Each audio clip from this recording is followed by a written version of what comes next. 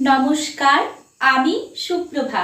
আর তোমরা দেখছো শিক্ষার খড়কুটো, যেখান থেকে ভবিষ্যতে শিক্ষক হবার পথ শুরু হয়।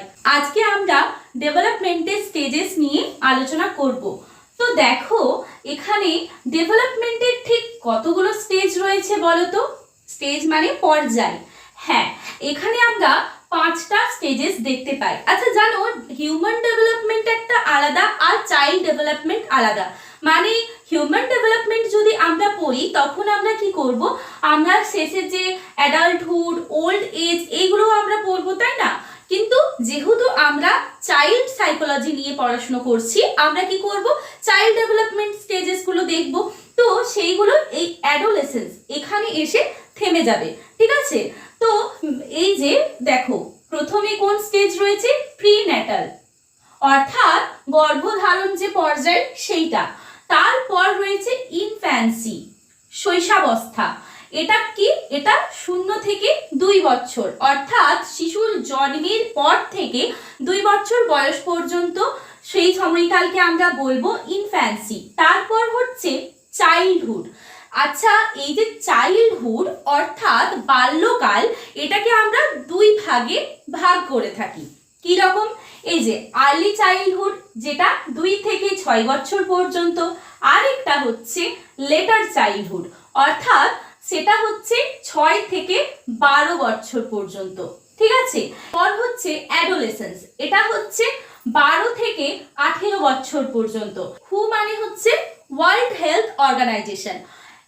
হুয়ের মতে এই অ্যাডোলেসেন্সটা আবার 12 থেকে 19 বছর পর্যন্ত ধরা হয়ে থাকে। তো নর্মালি আমাদের যে চাইল্ড সাইকোলজি, সেখানে আমরা 12 থেকে 18 পর্যন্তই আমরা পড়বো, ঠিক আছে? এই যে স্টেজেসগুলো দেখছো, এই স্টেজেসগুলোর নিজস্ব কিছু বৈশিষ্ট্য আছে।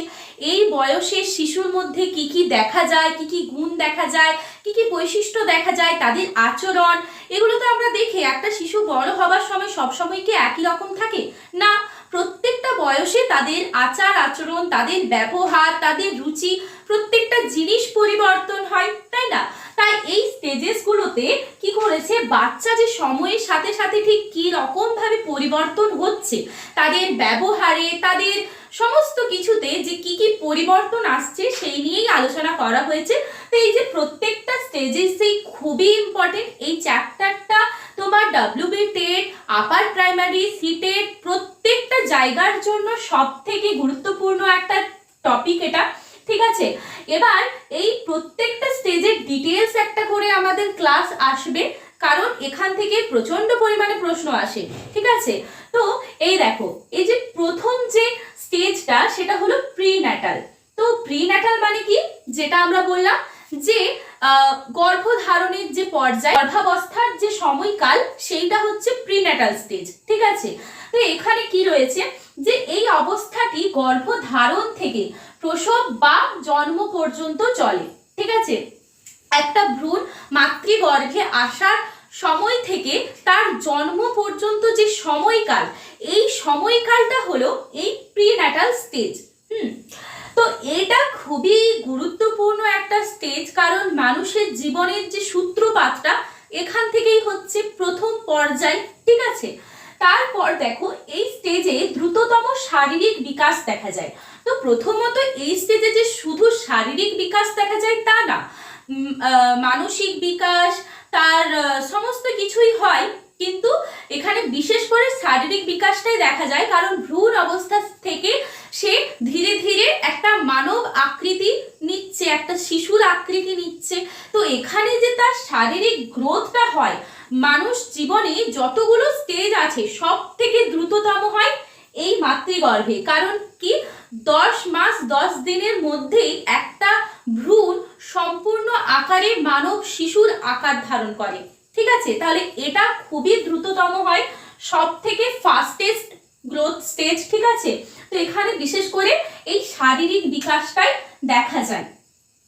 এই স্টেজটা 3টি ধাপে হয়ে থাকে, কি কি? GEF, অর্থাৎ germinal stage, embryonic stage, fetal stage. তো জার্মিনাল স্টেজ কোনটা বলতো? 0 থেকে 2 সপ্তাহ, প্রথম 2 সপ্তাহ।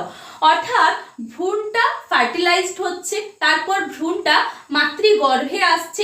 এই যে স্টেজটা, এইটা হচ্ছে জার্মিনাল স্টেজ, 0 থেকে 2 সপ্তাহ। তারপর হচ্ছে এমব্রায়োনিক স্টেজ।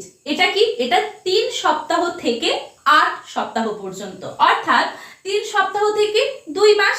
এই সময় কি হচ্ছে?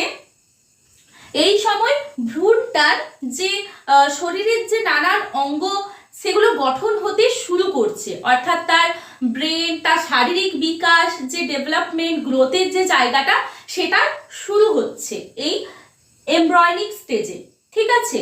তারপর যেটা মাতৃগর্ভের যে পর্যায়টা সব থেকে দীর্ঘতম, সেইটা হচ্ছে এই ফিটাল স্টেজ। এটা হচ্ছে 9 সপ্তাহ থেকে জন্ম। ঠিক আছে? মানে 2.5 মাস থেকে জন্ম পর্যন্ত এই ফিটাল স্টেজ।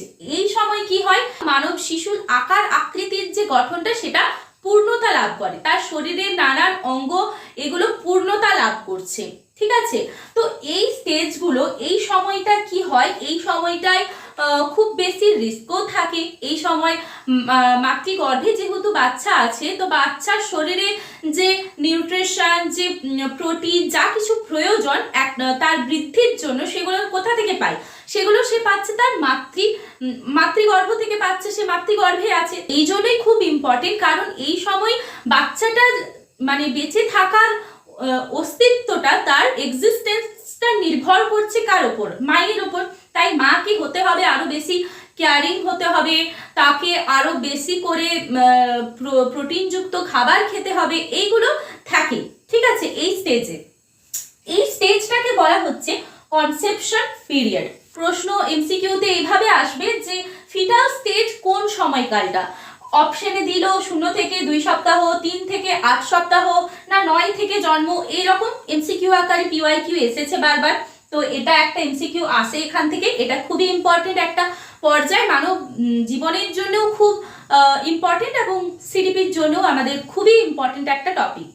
ভিডিওটি ভালো লাগলে অবশ্যই লাইক করে দিও, এবং এরম আরও শিক্ষামূলক ভিডিও পেতে হলে অবশ্যই চ্যানেলটি সাবস্ক্রাইব করে পাশের বেল আইকনটি টিপে দিও, এবং বন্ধুদের সাথে শেয়ার করতে ভুলো না। দেখা হচ্ছে পরের ভিডিওতে।